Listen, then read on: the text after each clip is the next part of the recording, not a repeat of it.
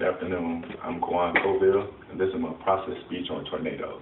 If you were in Indiana or Illinois in 1925 and polled over 3,000 residents, I'm sure that 2,300 of them would have not known that in a matter of seconds their lives would be destroyed. They would be critically injured, and everything they love and own would be taken away from them. I'm even more convinced that the remaining 745 would never have guessed that their lives would come to an end. How does something like this happen? According to the USA Today Tornado Information website, tornadoes come from the energy released in a thunderstorm. As powerful as they are, tornadoes account for only a tiny fraction of the energy in a thunderstorm. What makes them dangerous is that the energy is contracted in a small area, perhaps only hundreds of yards across. Understanding how a tornado is created helps us understand the process in which they become so deadly and destructive. Today, I'm going to walk with you through how a tornado starts, what has to happen in the atmosphere for a tornado to form, and how and why it is so destructive. The collision of warm and cold air is instrumental in the formation of tornadoes. What happens when warm and cold air collides? Air takes up space, air has its weight. When air presses down on the surface of the earth, it causes air pressure. This air pressure is what makes fronts move. As you can see in the slide, in normal everyday situations, the cold air moves the warm air out the way. However, in more severe cases, the cold air collides with the warm air and it causes a cold front. During the process of a cold front, clouds begin to form, heavy rains begin to fall, and thunderstorms begin.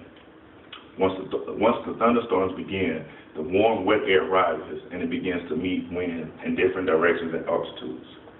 According to the Encyclopedia Britannica 2010 edition, a mesocyclone is a large wind system in which a tornado is created when horizontal circulating winds meet up a warm front and is lifted into a huge swirling vortex 6 to 12 miles in diameter. If you pay attention to the screen, this video taken from the ABC News shows the formation of a mesocyclone. It would appear that since the mesocyclone is a funnel, this is what we later know to become a tornado.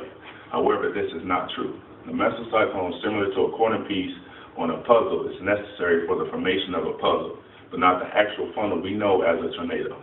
According to Dr. Barry Jackman, researcher at the National Weather Institute and author of Tornadoes, America's silent killer is the mesocyclone. It's not the huge danger, but the breaking wind shear is.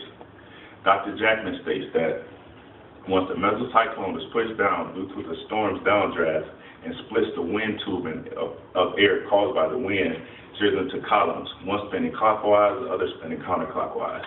On this slide, now you have two small funnels that have formed.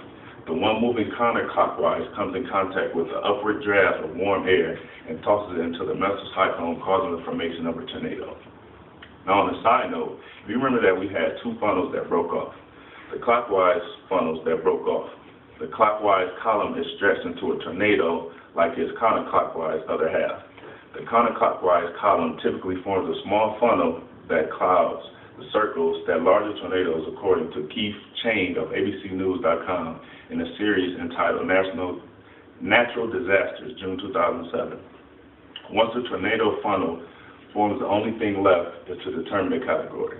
Like hurricanes, tornadoes have categories ranging from F1 to F5. According to Ted Fujita, the inventor of F-scale, according to Dr. Camilo Johnson, the National Severe Weather Organization, the cold air starts sinking down, resulting in warm and whirling upward, spinning faster, and forming a high column.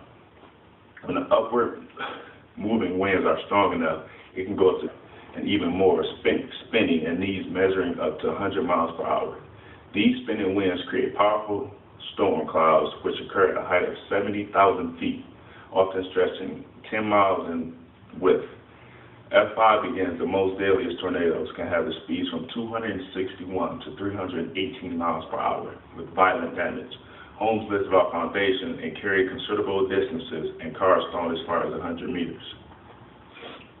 On average, 220 people were killed every year from tornadoes, according to NLLS.org.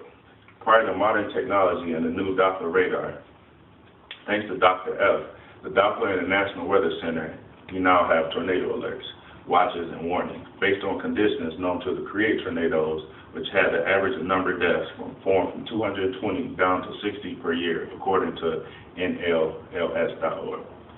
Knowing how tornadoes form and what climates and weather conditions cause tornadoes in the last few years has equipped the world with being able to detect them, which in return has equipped them to be able to warn innocent people and prevent them from being harmed. Because of technology and the knowledge of how they are formed, I'm sure thousands of lives have been saved over the years. One may think that knowing these storms may not be of great importance. There is nothing that can stop them nor prevent them from destroying everything in their path. This may have a ring to truth. However, the 9,000 residents who have been warned to evacuate tornadoes, according to TornadoWatchers.com, in the last 10 years would beg differently. If knowing something can work save lives in the future, then I would think most people would deem it priceless. For what price can we have for human life?